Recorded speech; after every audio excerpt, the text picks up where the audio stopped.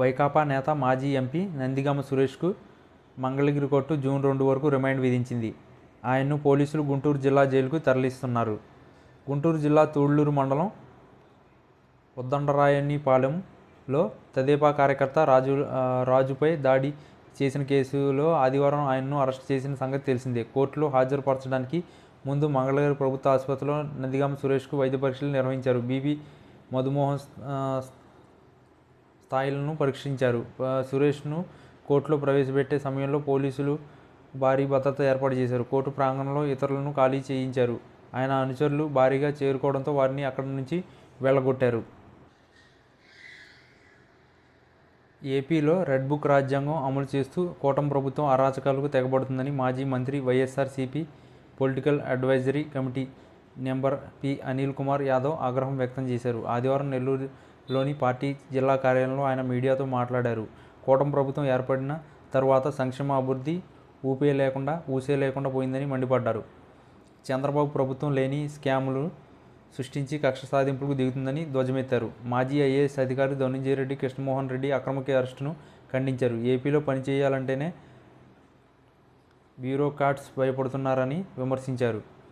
ఆయన ఇంకా ఏమన్నారంటే, నెల్లూరు జిల్లాలో ఎంపీ వేమిరెడ్డి ప్రభాకర్ రెడ్డిని అడ్డం పెట్టుకుని చంద్రబాబు మైనింగ్ మాఫియాను బాబు పెంచి పోషిస్తున్నారు. జిల్లాలో దాదాపు 180 మైన్లు ఉంటే అందులో కేవలం 25 నుంచి 30 మాత్రమే నడుస్తున్నాయి.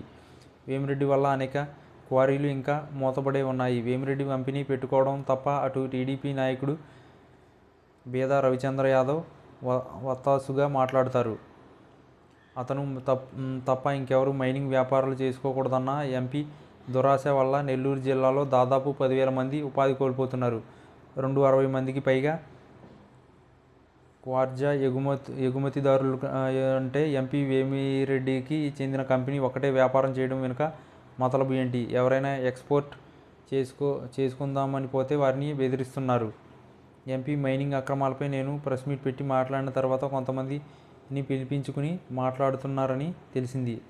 లోకల్ మైనింగ్స్ ఎంపీ కంపెనీకి చెయ్యాలంట. ఎక్స్పోర్ట్ చెన్నై కంపెనీకి అమ్ముకుంటామని వాళ్లతో చెప్పారు. ఇదే జరిగితే ఎన్ఫోర్స్మెంట్ డైరెక్టరేట్ ఈడీ ఎంటర్ కావడం తథ్యం.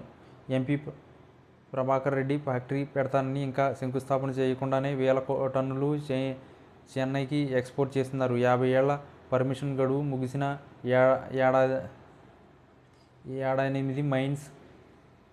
ఏడెనిమిది మైన్స్ పట్టా భూములు తన గుప్పెట్లో పెట్టుకుని అక్రమ మైనింగ్ చేస్తూ ఏడాదికి రూపాయలు 250 కోట్ల చొప్పున 4 ఏళ్లలో రూపాయలు 1000 కోట్లకు పైగా దోపిడీకి స్కెచ్ వేశారు.